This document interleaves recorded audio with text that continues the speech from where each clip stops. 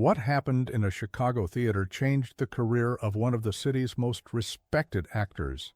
A man who used to mock the faith of others discovered that there are presences on stage that no script can predict. A miracle of the Virgin Mary that turned mockery into silence. But before we continue, leave a comment saying where you're watching from and what time it is there right now. I'd love to see how far the miracles of the Virgin Mary are reaching.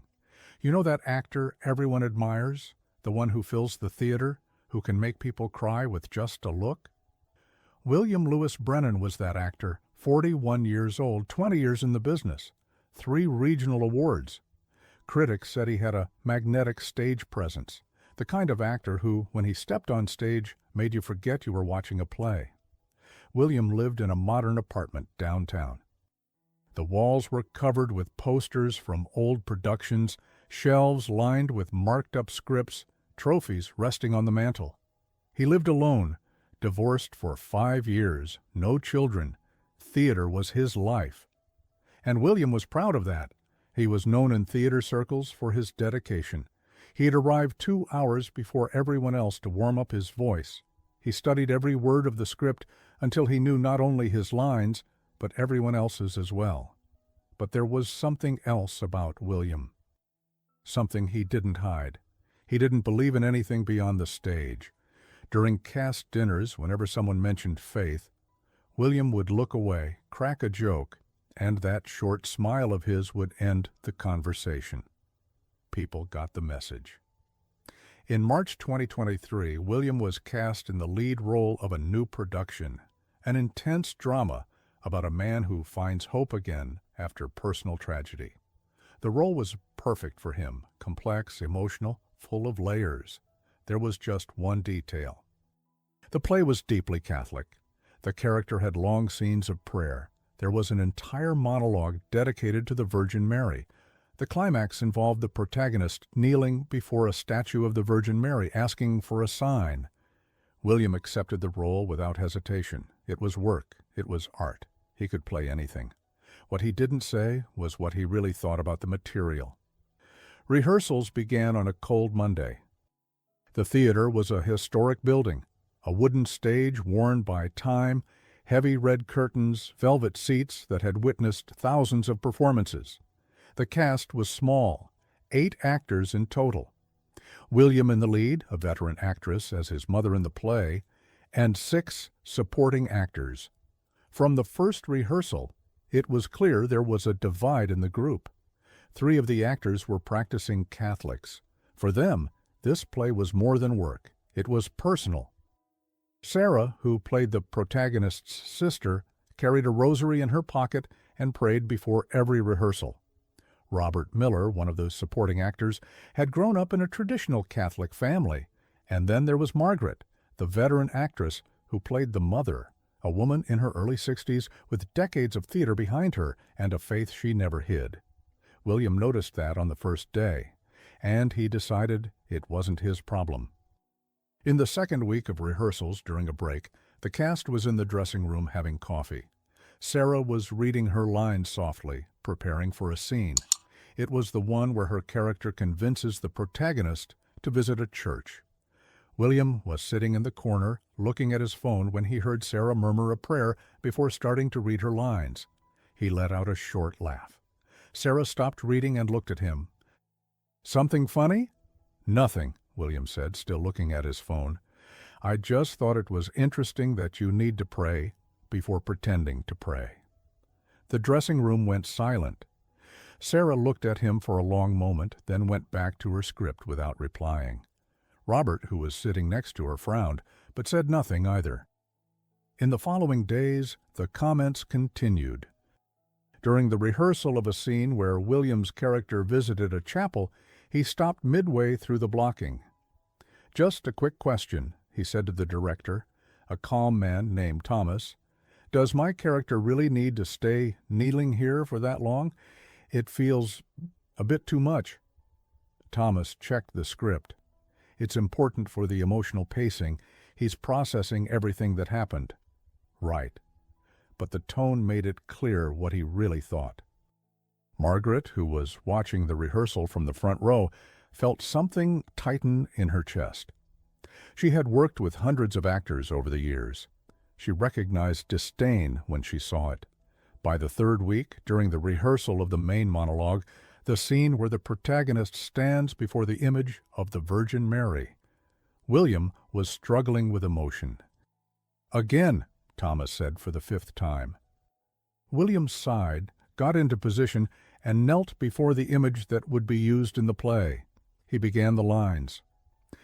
The words were beautiful, carefully written. They spoke of hope, surrender, and longing. But they came out of William's mouth completely hollow. "Cut," Thomas said. "William, you're saying the words, but you're not connected to them. It's hard to feel something for—" William stopped, looked at the image. "For a statue." Sarah, who was backstage waiting for her cue, felt anger rising inside her. "For a statue?" she repeated, stepping out from the wings. "You mean the Virgin Mary?" Michael stood up, brushing dust from his knees. "Sarah, relax. It's just a play. You don't have to take it that seriously." "Don't have to take it seriously?" Her voice trembled. "It's sacred to millions of people. To me, it's sacred." William turned to her. "Look, Sarah, no offense, but it's hard to feel anything genuine when I'm talking to a 2,000-year-old statue that supposedly still cares about what happens today." Thomas stepped in before the argument could escalate. "Let's take a 20-minute break. Everyone, cool off." The cast dispersed, but the tension hung in the air. That night, Michael went home irritated. He couldn't understand why everyone was being so sensitive. It was just theater, just a play. But something inside him was unsettled. It wasn't Sarah's words. It was the scene itself. Those lines about the Virgin Mary, about hope, about faith. By the fourth week, the tension in the cast was palpable. William knew some of the actors were uncomfortable with him. He noticed the glances, the conversations that stopped when he entered the room. But he was a professional. The work went on. And then came that Tuesday. It was April 18th, an ordinary day, cloudy sky, mild temperature for spring. Thomas had scheduled a technical rehearsal for the evening, lighting, sound, and set adjustments. The premiere was 10 days away.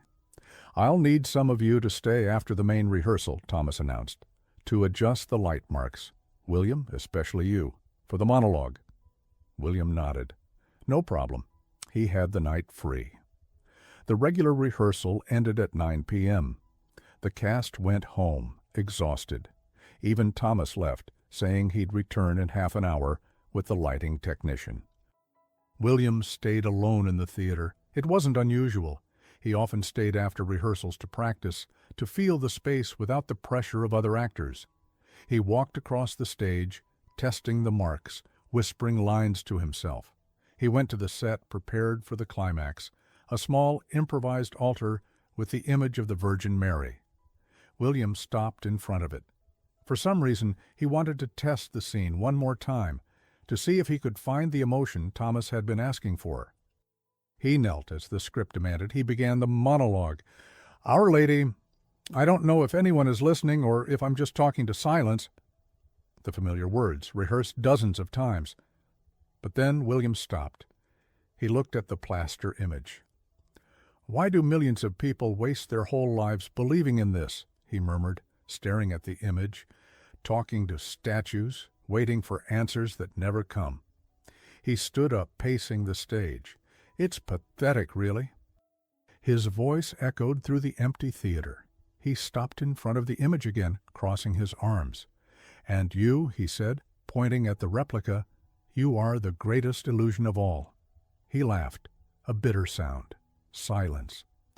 William sighed, preparing to go back and rehearse the scene again, and then he felt it. The temperature in the theater changed. It wasn't the air conditioning. It was different, a warmth that seemed to come from nowhere. William froze, frowning. He looked around. The lights were in the same position, the doors closed. He was alone. But something was different. Then came the scent. Roses, fresh, intense, impossible in a closed theater in the middle of April. William turned slowly, his heart beginning to race. The image of the Virgin Mary was in the same place, but there was something there that hadn't been before. A presence. "Thomas?" William called, his voice weaker than he intended. "Are you back?" No answer. The scent of roses grew stronger.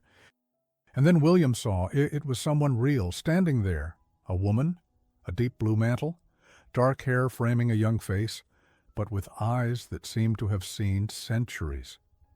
William tried to speak, but no sound came out. It wasn't possible. He was alone. The door was closed. No one had entered, but she was there, real, solid, present. Her eyes met his, and William felt something he had never felt before. Terror, not of being harmed, but of being seen, completely seen. Every thought, every doubt, every moment of contempt, all laid bare before that gaze. He wanted to run, to scream, to do anything but stand there, frozen. The woman didn't speak. She didn't need to, because William understood, with a clarity that shattered all his defenses. She was real. She had always been real. William fell to his knees, not a rehearsed cue, but something involuntary. His hands trembled. His breath faltered. I didn't know. The words came out broken. I didn't believe. The presence remained, silent. And then William felt something impossible. A hand, warm, gentle, real, touching his shoulder.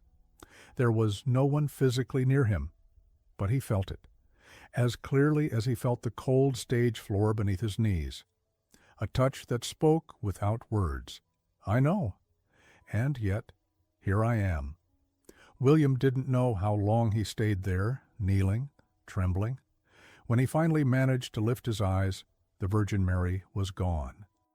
Only the plaster statue remained on the altar, but the scent of roses still filled the air. And William Lewis Brennan, the actor who believed in nothing beyond the stage, knew with absolute certainty that what had just happened was more real than anything he had ever performed. He was sitting on the floor of the stage, his back against the set wall, when Thomas returned 20 minutes later. "William, are you okay?" William looked up. His face was pale, eyes red. Sorry, Thomas. "I'm not feeling well. I need to go home." Thomas frowned, worried. "Do you want me to call someone?" "No, I just need to go." William stood up with difficulty, grabbed his backpack, and left the theater. The walk to his apartment was a blur. The streets were busy, but William barely noticed. His mind kept replaying what had happened. His hands were still shaking. The scent of roses still clung to his clothes. Impossible, considering he had left the theater several minutes ago. When he reached his apartment, he locked the door and stood motionless in the dark hallway for a long moment. Then he walked to the living room window and looked down at the city lights below. "What just happened?" he said aloud to the empty apartment. Part of him, the rational, logical part, trained by years of skepticism, was already working on explanations. "Stress. You're overworked. You've been rehearsing this religious play intensely for weeks." But another part, a part William didn't recognize, whispered, "You know what you saw. You know what you felt." William didn't sleep that night. At 3 a.m, he was in the kitchen making coffee he didn't intend to drink. He grabbed his laptop, typed, "Stress-induced hallucinations." That makes sense, he thought. It's logical. But then he remembered the touch on his shoulder. Dawn came, and William was still awake. He showered, got dressed. Prepared to go to the theater as on any other day. But nothing was like any other day. On the subway, he observed the people around him, an elderly woman praying softly, fingering the beads of a rosary. A young man with a simple cross around his neck. Do they know something I don't? Or are they all deceiving themselves? But what if? William shook his head, trying to dismiss the thoughts. He arrived at the theater 2 hours before rehearsal, as he always did. But this time, it wasn't to warm up his voice. It was to look at the image of the Virgin Mary on the makeshift altar, She was exactly where she had always been. Plain plaster, a serene expression painted decades ago by some unknown craftsman. William approached slowly, stopped a few feet away. "Was it you?" he asked softly. "Last night, was it you?" Silence. No scent of roses, no presence, no answer. "See? You imagined everything." But the rational voice was weaker now. Sarah was the first to arrive. She found William sitting on the stage floor, simply staring at the image. "Good morning, William." He turned. He looked as if he had aged 10 years overnight. "Good morning, Sarah." She hesitated, sensing something different. "May I sit?" William gestured to the space beside him. They sat in silence for a few minutes. "Sarah," William finally said, his voice low, "can I ask you a strange question?" "Of course." "Boy, when you pray, how do you know you're not just talking to yourself?" Sarah considered the question carefully. "Sometimes I don't know," she answered honestly. "There are days when it feels like I'm just talking to the air, and there are days when, I don't know, I feel something. A peace that doesn't come from me, an answer I didn't think of myself."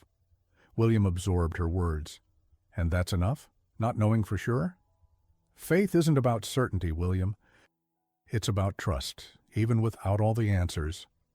He was quiet for so long that Sarah thought the conversation was over.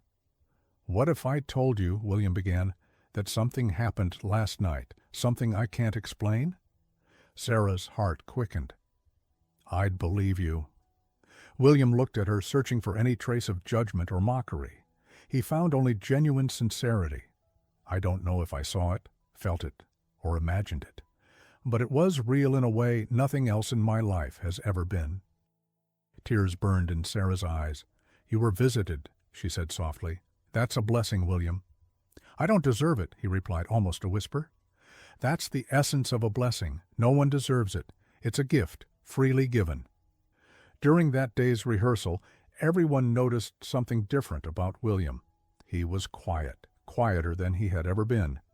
He answered when spoken to, followed the cues, knew his lines. But there was a distraction in him, as if part of his mind was somewhere else. When the monologue scene came, William positioned himself before the image. Thomas watched, expecting to see the same lack of connection as always. But when William knelt and began to speak, something had changed. "Our Lady? I don't know if anyone is hearing me or if I'm just talking to the silence." It still wasn't perfect. There was still hesitation, still doubt. But for the first time, there was truth. Thomas didn't interrupt. He let the scene run until the end. When William stood up, there were real tears in his eyes, tears he didn't try to hide. Everyone stayed silent for a moment. "That was different," Thomas said carefully. "Very different. What changed?" William wiped his eyes with the back of his hand. I'm trying to understand the character better." But Margaret, sitting in the front row where she always sat, saw more than the others.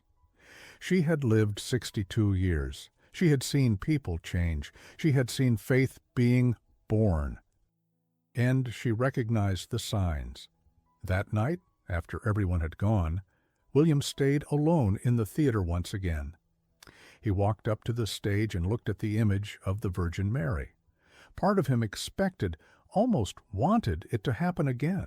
The scent of roses, the presence, the absolute certainty. But nothing came. Only silence. William felt frustration rise in his chest. Why yesterday, yes, and today, no, he said aloud. If it was real, why not show me again? Why not give me certainty? He stood there, waiting. Nothing. This is ridiculous, he muttered to himself. I'm losing my mind. Opening night arrived. The house was packed, all the seats taken, people standing in the back. The local critics had come, producers from other theaters. It was the kind of audience that could make or break a career. Backstage, William stood in his dressing room staring at his reflection in the mirror. He looked the same as always, flawless costume, makeup applied, hair in place. But he knew he was not the same man who had started rehearsals weeks earlier. A knock on the door. The stage assistant. 5 minutes. William nodded. The first scenes flowed. The audience was engaged. William could feel their attention, that particular kind of silence that meant they were truly present. And then came the moment. The monologue. William walked to the center of the stage. The light followed him, narrowing until it was just him and the image of the Virgin Mary on the makeshift altar. 400 people watching. But at that moment, it could have been only him. He knelt and began the scripted words, the same ones he had rehearsed dozens of times. Our Lady. I don't know who else to turn to. The doctors have given up. My family has drifted away. I'm alone in this struggle. But this time, the words came out differently, because William understood now. He understood the character's despair, the loneliness, the search for something greater when everything else had failed. They say you listen to those who suffer, that you intercede for the lost. His voice trembled, not from technique, but from memory, from that night in the empty theater, from the scent of roses, from the touch he couldn't explain. I don't know if I deserve your help, but I'm asking anyway. Real tears in his eyes now. Because if you're not here, if there's nothing but silence, then I don't know how to go on. The character clasped his hands in prayer, and William felt the gesture differently now. It was surrender. So I give it up. Everything I can't control, everything I can't fix on my own, I give it to you. Pause. Absolute silence in the theater. Now all I can ask is, don't let me give up. When William finished and slowly stood, his legs trembling, there was a moment of complete silence. Then, applause. But not the polite kind. It was the recognition of having witnessed something true, a performance that transcended technique. After the play backstage, William was surrounded by people, but he was looking for only one person. He found Sarah near the dressing room. It was real, William, she said when their eyes met. He nodded, unable to speak, because he knew she was right. He had played the character, yes, but he had also poured his own journey into those words.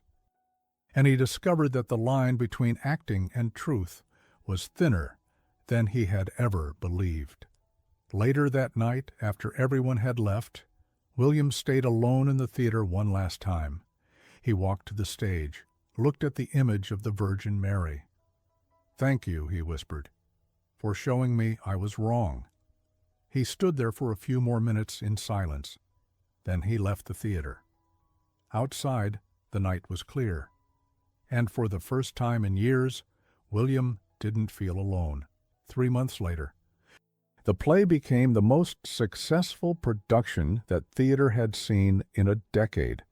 William received offers from larger theaters, but something far more important was happening.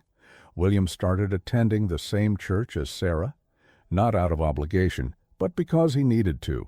He began to pray again, not memorized prayers, but honest conversations, and he discovered that the Virgin Mary, the one he once believed wasn't real, had now become his greatest intercessor.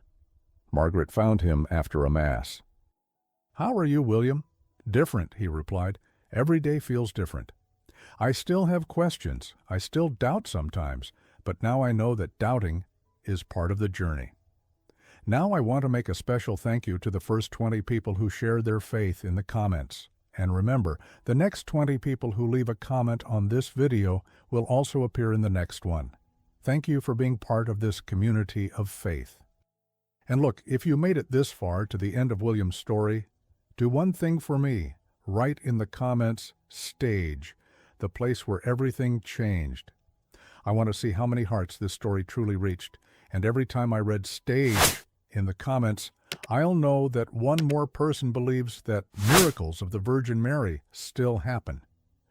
If this story touched your heart, subscribe to the channel and turn on the notification bell.